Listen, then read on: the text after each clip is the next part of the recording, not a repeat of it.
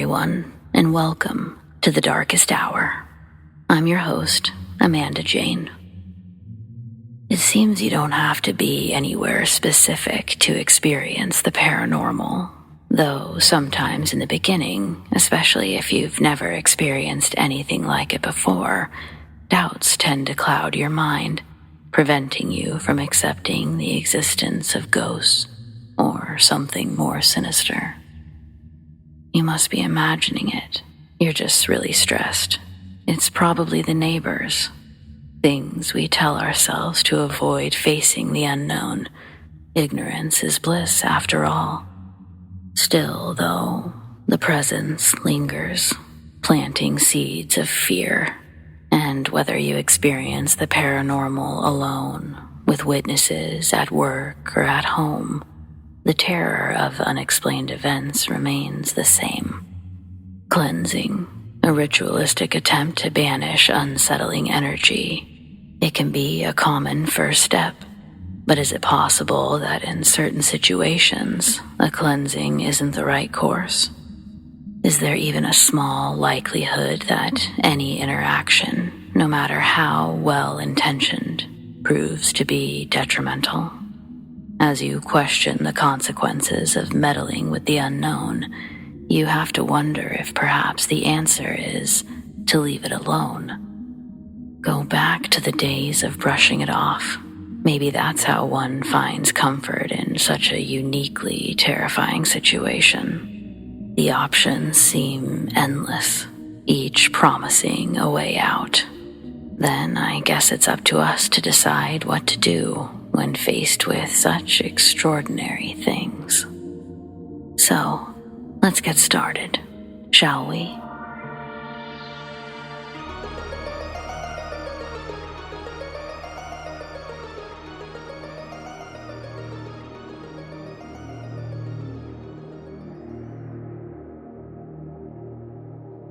I'm a 29-year-old female in northern Louisiana.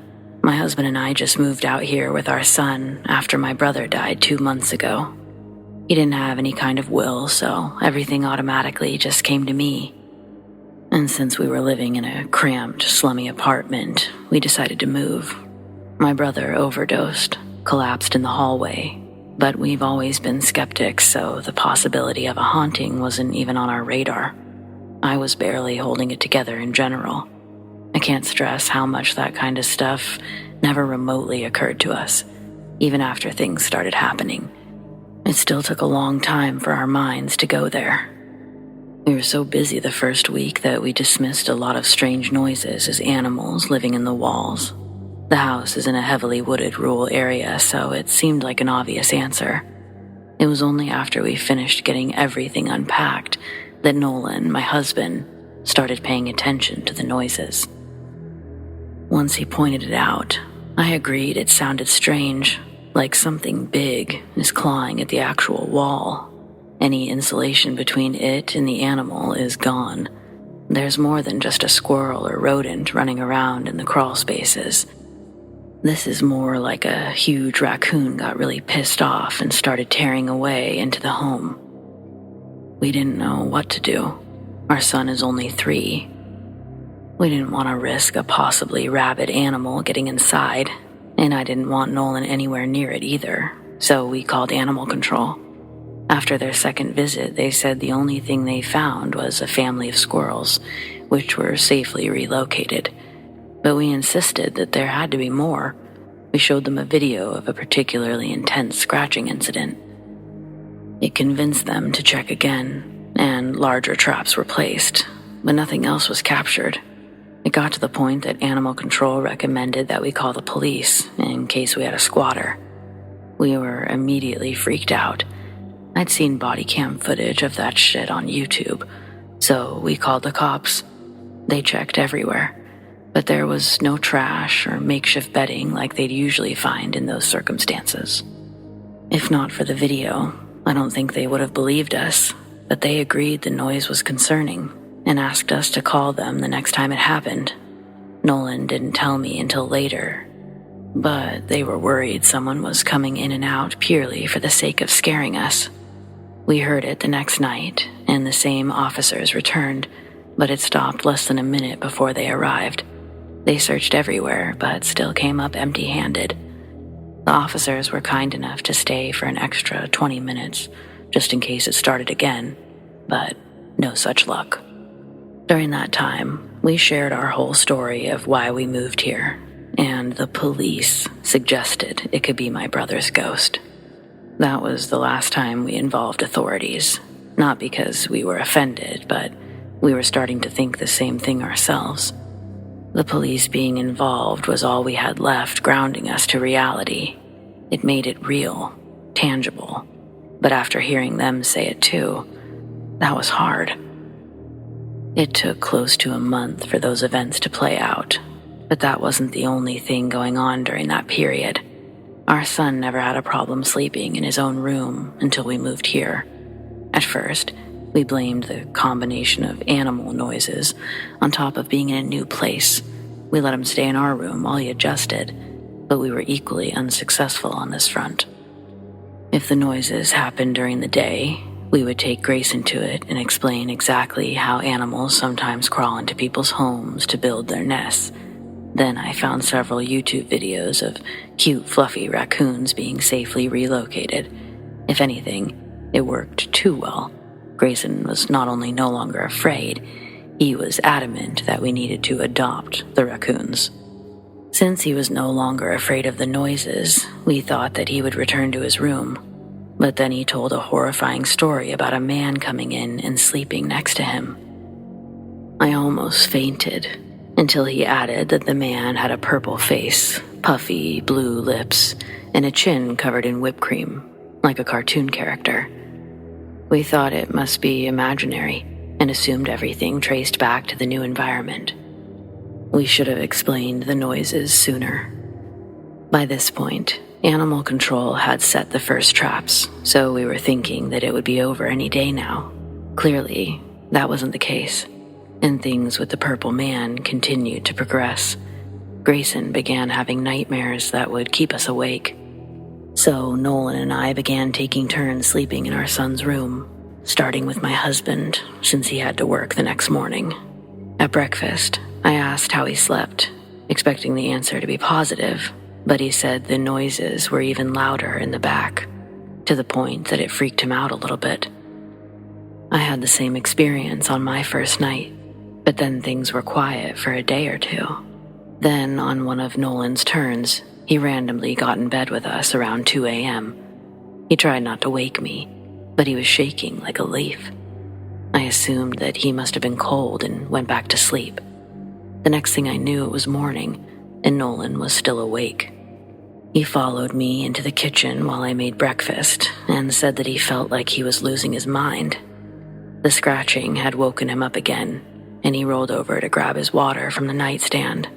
When his eyes opened, he was facing the hallway through the open door, and a man that looked like my brother walked by. Nolan jumped out of bed, chased after him, but he couldn't find any trace of the guy. He had gone out right behind him, but no one was there. I didn't know how he didn't wake up during all of this, but he peeked in on us before checking every room, but nothing was out of place. Then, when he finally got into bed, he couldn't stop listening for footsteps. At first, I thought he dreamed the whole thing, and it just scared him so badly that he woke up and thought it was all one event. But this was also the same day that Animal Control had advised speaking with the police, so we were extra freaked out by their suggestion. I admittedly panicked pretty hard at first, but after the police did their search, I began to look at everything from a calmer perspective. It just seemed too unlikely that we would happen to get some kind of invisible ninja squatter. So, I stuck to my original theories and stayed in the other room as planned. As expected, the scratching noise eventually woke me up, so I looked around but saw nothing and no one. I quickly fell back asleep, and even with that one interruption, it was the most sleep I'd gotten since this all started. The next night, however, is what did me in. When the scratching noise came, I just laid there waiting for it to stop, and it did. But then someone sat at the foot of the bed, and my heart stopped. When I opened my eyes, the weight vanished, but it didn't feel like anyone stood up. It was just there 1 second and gone the next. I almost retreated into the master bedroom, but the longer I was awake, the more I began to doubt myself. Obviously, no one could have sat on the bed and vanished into thin air, so I calmed down enough to fall back asleep, and that's when I had an incredibly vivid dream of my brother standing over me during the night. He didn't look normal. He was dead. His face was almost purple. His lips were blue. And there was something off-white, kind of like vomit, around his mouth and down his chin. Suddenly, that description didn't sound like a cartoon anymore.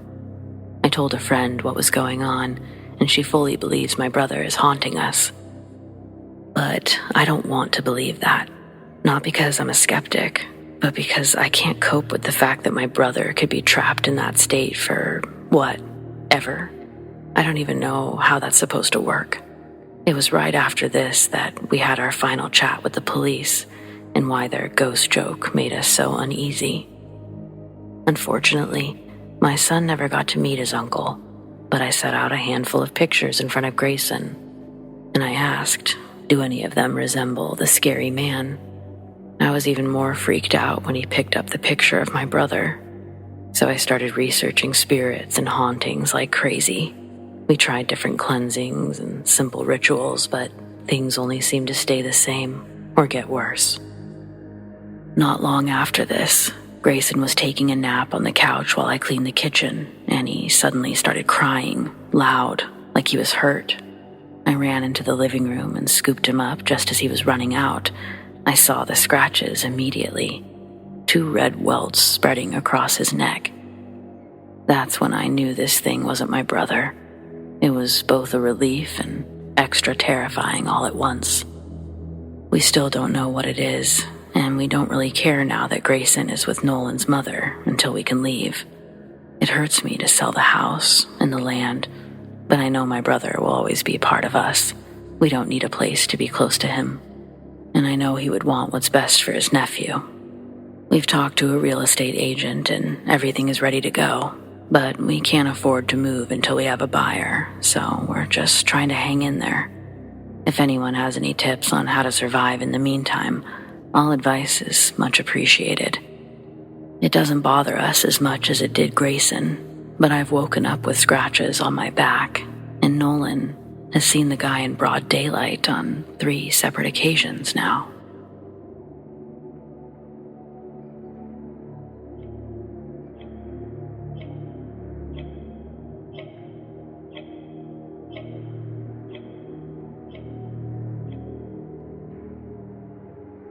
I've been wanting to share my experiences while working at a nursing home several years ago. I'd been employed at that place for several years, but up until my last few weeks working there, I had never believed in anything paranormal. Even working in the nursing field in general, I'd never experienced anything I couldn't explain. The scares that I'd had up to that point were real-life ones. I always liked scary movies, sure, but I wouldn't consider myself a believer by any means. But after my work at the facility, I started to question everything a little bit.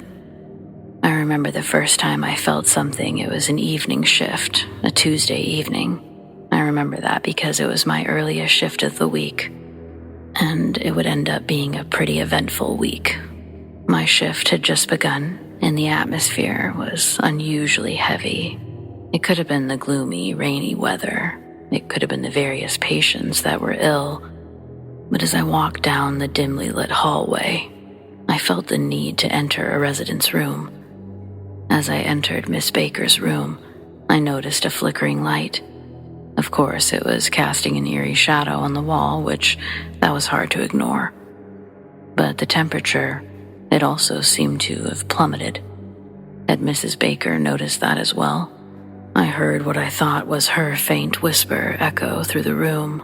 I couldn't make out the words, but the voice seemed desperate, maybe pleading. Perhaps Miss Baker had felt the cold, I turned to grab her some blankets and adjusted the light near her bed. I apologized for the temperature, told her I'd figure out a way to turn the heat up. But she was confused. She hadn't been cold. She felt a breeze now and then, but she was perfectly comfortable. Not entirely satisfied, I asked if she needed anything or if she'd said something I might have missed. She assured me she was fine, ready for bed, in fact. I tried to dismiss the whispers as my imagination, but that uneasy feeling managed to persist regardless. Over the next few nights, the activity, if you will, escalated. These small but strange occurrences became a nightly routine, some nights coming home to a sleepless night, and filled with stress and anxiety, even though I didn't know why. Doors at the facility seemed to creak open and shut on their own, specifically near Miss Baker's room. I didn't like the lights flickering, especially because it seemed like they were flickering wherever I was or while I was walking under them. Maintenance said they'd check it out, and I even saw a couple of bulbs being changed. Over the next few nights, though, the lights continued to flicker, and only a few nurses seemed to notice them, always when they were around me or nurses around Miss Baker's room. There was more than just the lights to worry about. The sounds of footsteps echoing in the hallways, even if I was the only one there. They were different from standard footsteps that I'd hear down the halls. These felt distant yet close. Arguably, the most upsetting part were the whispers. Those seemed to follow me wherever I went that week, growing a bit louder, more frequent with each night. They were unintelligible, practically gibberish, but I could sense that they were filled with some sort of pain. It was as if something since past were desperately trying to communicate with anything living, and anything being me. I confided in my coworker and friend Sarah, finally, hoping that she'd have some rational explanation. To my surprise, she nodded rather curiously and shared her own experiences with the paranormal. Apparently, she'd experienced similar phenomena, but in the basement while doing laundry. There were flickering lights accompanied by whispers, dismissing them at first, but eventually deciding she wasn't imagining these things. But like me, she wasn't sure what to do. We both kind of felt terrified, but admitted that it felt good not to be alone. Though we were unsure of what exactly was happening, or how to stop it from happening to us.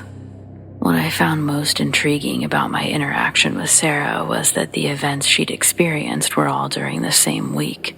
She'd only been there a year, but still, just like me, she'd never experienced anything before. Not like this. She even agreed things seemed to be intensifying each night. So, in search of answers, we delved into the history of the nursing home. Nothing terribly interesting there, though. Since being built in 1945, it had been a city hall building, a library. But since 1989, it had been the nursing home that it is today. Well, it was in 2017. Not sure if it still actually stands.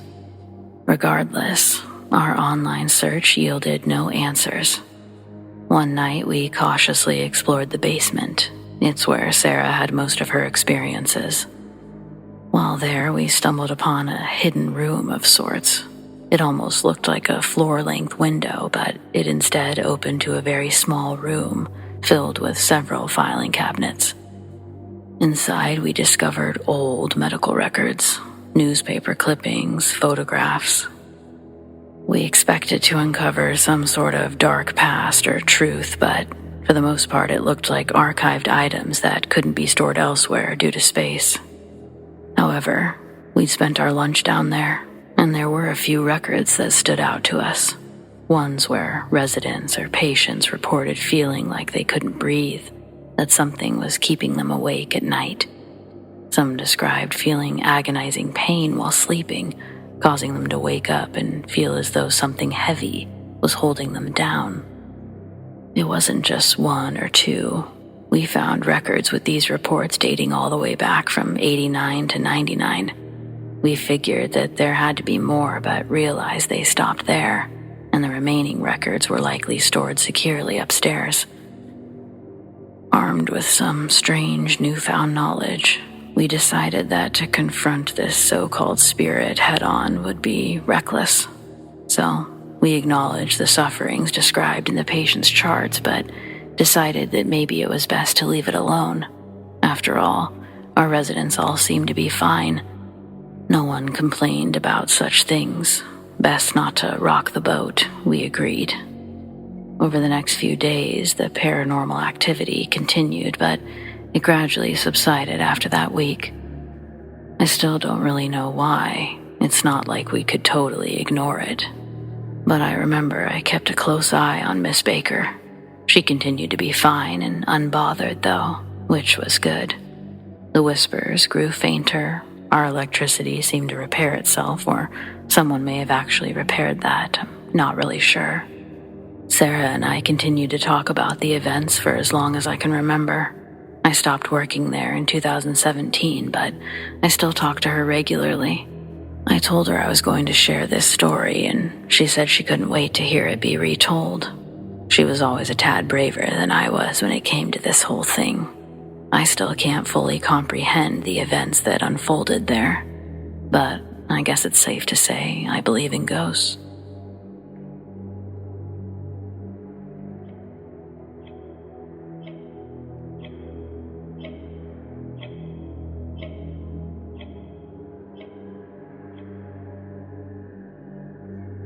I'm 23 and I've lived in Montreal for the last 2 years. Overall, I love it here and will likely stay after graduation even. However, I wanted to share a creepy story, something I got myself into last year. I was really curious about the dark web. I wanted to know what it was all about. I'd seen my friends search it before, but I was curious. So, I went on YouTube to find a tutorial on how to access the dark web using an Android. I was pretty excited, genuinely curious, even though I didn't really know what I was getting myself into at all. I tried to prepare myself by covering my phone camera with tape, something I saw online. I went to my room, locked the door, and then I opened the 4chan page that I'd found with several dark web links, and at first, everything seemed fine. I started exploring some normal chat sites, just observing without actually chatting myself. As I gained a little confidence as to how these sites worked, I decided to open this creepy, anonymous confession site. Let me tell you, my faith in humanity, whatever it remained, it completely vanished after reading some of those confessions. People were confessing to killing their own family members, their neighbors. Some even admitted to failed attempts at murder and expressed their regret. People encouraged these individuals to, quote, keep going, and to, quote, never give up. I mean, murderers helping murderers, really.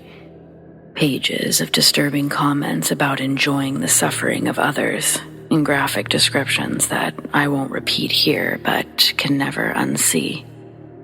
There were more mentally disturbed individuals commenting on how stupid people are just for loving someone and not doing bad things to them. Of course, there's no way to tell if any of this is real, but there's only so much one can fake. These people, whether guilty of their crimes or not, were sick, spending hours writing these manifestos of disturbing thoughts and behaviors. I wanted to move on from this, but at the same time, I wanted to know more, so this is on me. I went ahead and opened some cryptic community chat links, ones titled things like serious inquiries only or things that had acronyms I didn't understand. Most of these took me to things that looked like online marketplaces for drugs, guns, or other illegal weapons, some bootleg designer products, etc. There were tons of people buying and selling, trading crypto. I had no intention of making any purchases or anything like that, so honestly, it was getting boring.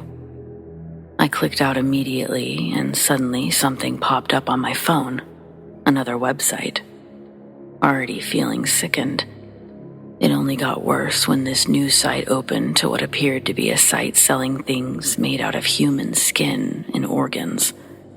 The prices were outrageous, and it made me want to vomit. So I decided to stop and close out of everything. I deleted the browsing app, tried to forget about what I'd seen by listening to my playlist to fall asleep, but sleep eluded me for almost 2 straight days. Everything felt horrible and ugly. It was a terrifying experience that, honestly, I wish I could take back.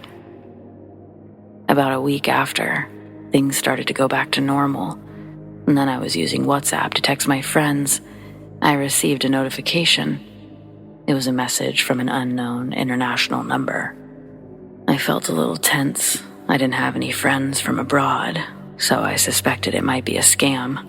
I ignored the message, but the next day, I received another text from the same number. It said, "You can't ignore me. I'm still here. Always here. You can't run away." At this point, I was convinced that things had gotten a little out of hand and that it was probably my visit to the dark web. I started to believe that I was possibly in danger. Without wasting any time, I blocked the number and confided in my close friends about what had happened.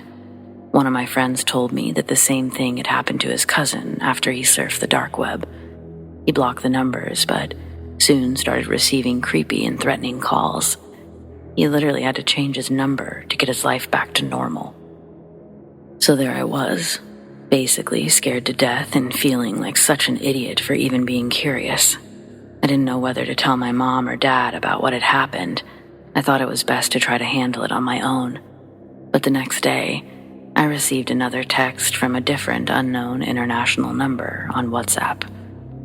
This time the person was threatening me, using my real name and even the things that I'd been searching for on my phone's browser. They knew my school. They knew details I'll never feel comfortable with. This time, I blocked the number and reported it as spam. I deleted WhatsApp entirely and deactivated all of my social media accounts. Then, I showed the first text to my dad. He has a friend who works for the company that provides my SIM card. After my dad saw the weird text, he gave the number to his friend to see if he could figure anything out. A few weeks after, I finally decided to get back online.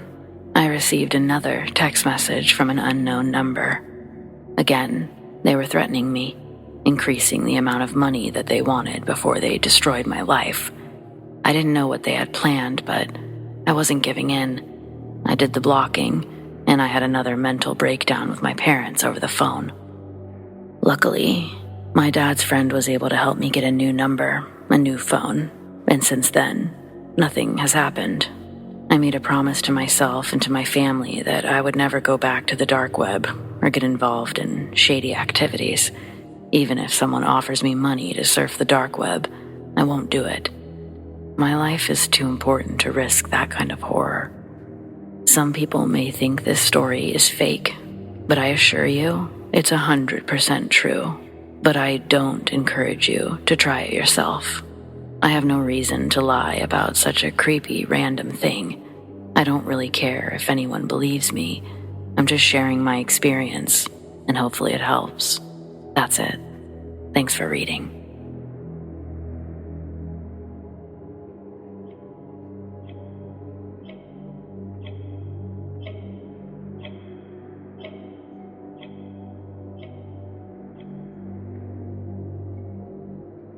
I'm originally from Lethbridge, Canada, but I lived in Vancouver for almost 5 years. 4 years for school and an additional year just to live and work on my own. Most of my time was dedicated to school and work, which was rather uneventful in comparison to the story I'll share here. My first 3 years in Vancouver, I lived near the water in a mother-in-law style apartment. If you don't know what that is, it's basically a fully functioning apartment in the lower half of a home. Bathrooms, kitchen, living space, etc.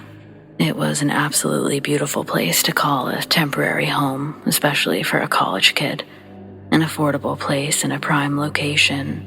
Owners who were incredibly nice people who mainly kept to themselves but also acted as very attentive landlords. But it came with its own sort of catch. About 3 months into living there, I was feeling pretty comfortable. Maybe I was too comfortable, and that's why everything started happening when it did.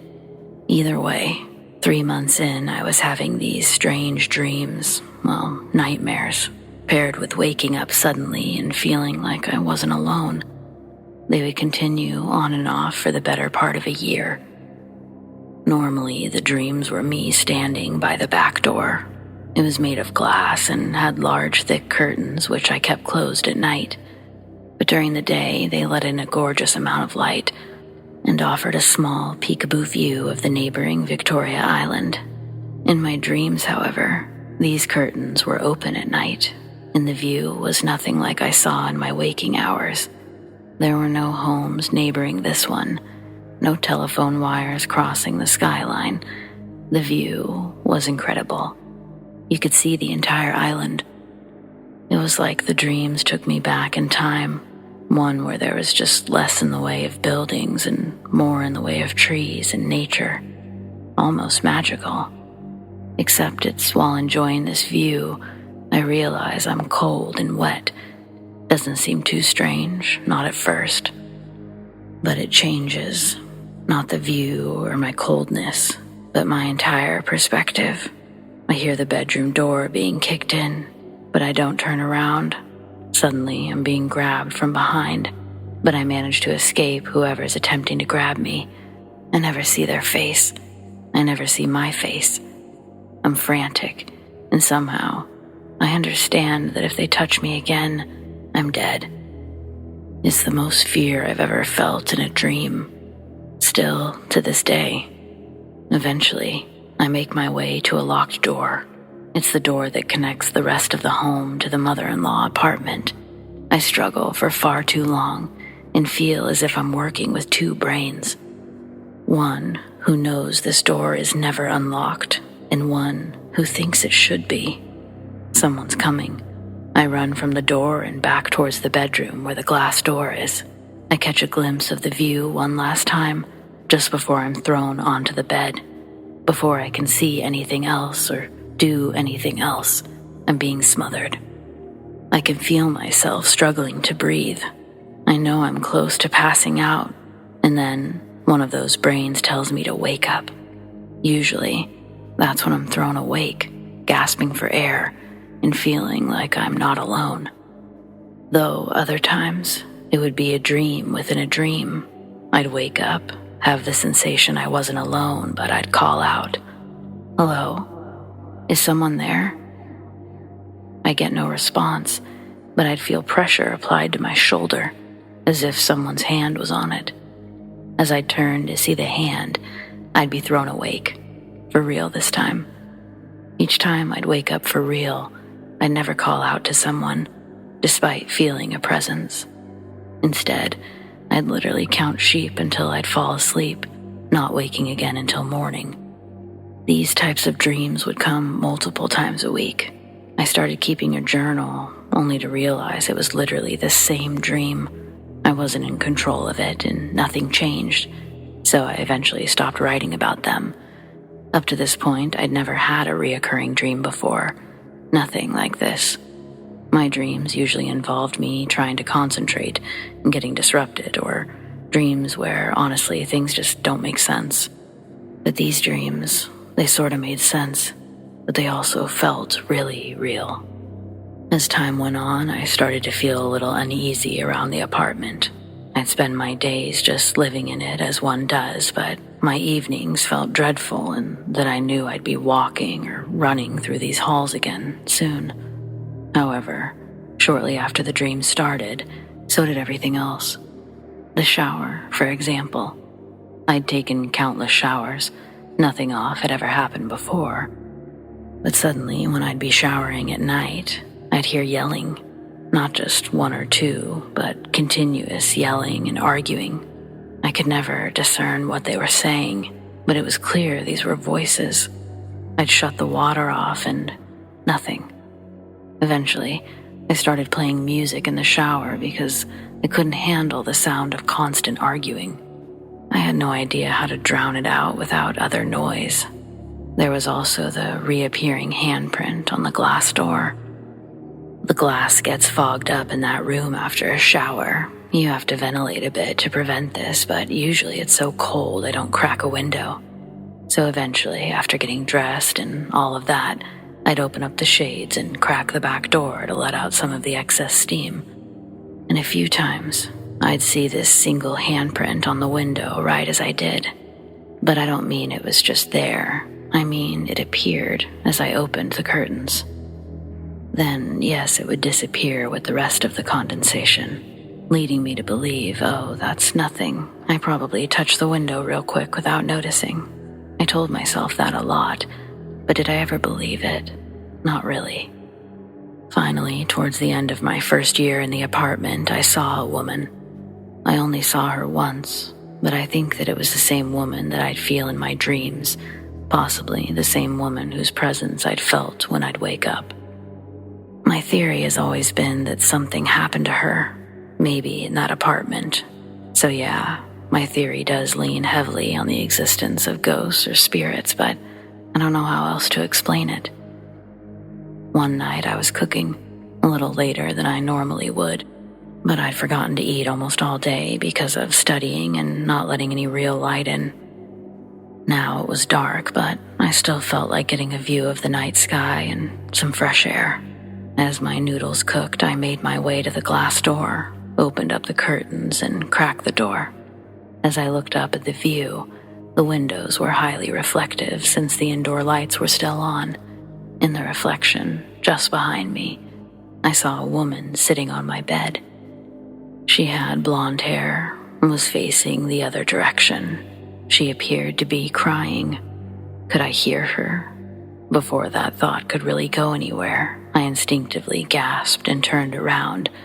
No one was there. Quickly facing the glass door again, she was gone.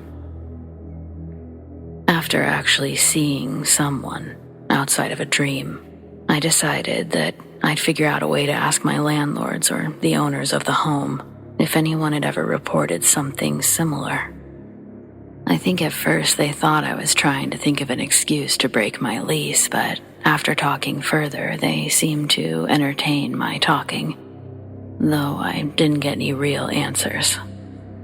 The couple had bought the house just 2 years before I had moved in, though it was built back in the early 50s. Many owners since its time of fruition, and according to the couple, they'd never heard of anything strange, but furthermore, I was their first tenant. So everything continued as it was, only school got more stressful and sleep became more precious than ever. I needed to figure out some way to sleep in peace and not disrupt my living situation. Now, some people may find this next part silly, but I really don't care. It worked. Also, I challenge others to be plagued by night terrors or visions and see what genius plans they come up with. Anyway, one night while lying in bed, I was already feeling emotional about the potential loss of sleep that I could experience, so I started speaking. I don't know who I was talking to, but I like to imagine it was the woman from my dreams. I asked her, "Do you need something from me?" Obviously, I got no response, so I just kept going. I told her that I was living here now, going to school. I told her who I was, and I asked who she was, with no response. Finally, I told her that I was sorry if something happened to her. I told her that as much as I wish I could change it all, I couldn't do that, but that I thought it was time that she moved on. I told her that sometimes the dreams were a little too scary, so much so that I couldn't sleep. I told her that she didn't have to leave, but that I thought she'd be happier if she did. I didn't have any dreams that night, or the remaining 2 years I was there, at least not those kinds of dreams. The only other thing that happened was the week I was moving out of that place. I was cleaning all the windows and walls. I got to the glass doors. I opened the curtains and, without any condensation in the room at all, I briefly saw a familiar handprint both appear and disappear almost instantly. I considered that my official goodbye from the woman I'd silently shared my space with. It's always made me wonder, what exactly makes spirits stay in certain places, and do they have a choice?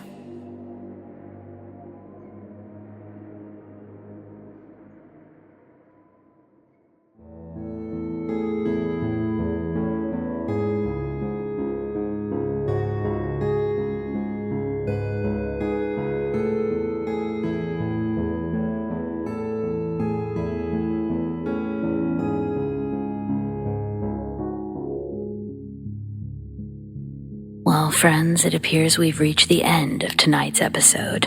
Thanks for joining me. Whether it's your first time or you're a regular, your support means the world. We've got brand new episodes every Friday night. Keep those eyes open long enough for those deep sleep videos, and of course, double features. Subscribe, tap the bell, and you'll never miss a thing.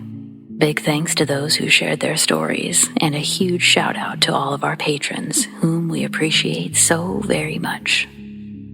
Tracy S, Tamara K, Monica L, ZoeWatt, Chelle B, Donald C, The Dark Cosmos, Marion T, Rat Girl, Alisha S, Erin G, Nikki H, Mr. Revenant, Naz K, Brendon G, Paul T, Nicholas C, Lissane, Arlene F, and Adrienne. If you want to support the Darkest Hour in other ways, consider joining my Patreon. Check out patreon.com/thedarkesthour, or click the link in the description to learn more. Do you have stories like these? I'd love to share them. Send them to me, amandadarkesthour@gmail.com, or on the Darkest Hour subreddit, The Darkest Hour YT. Stay spooky.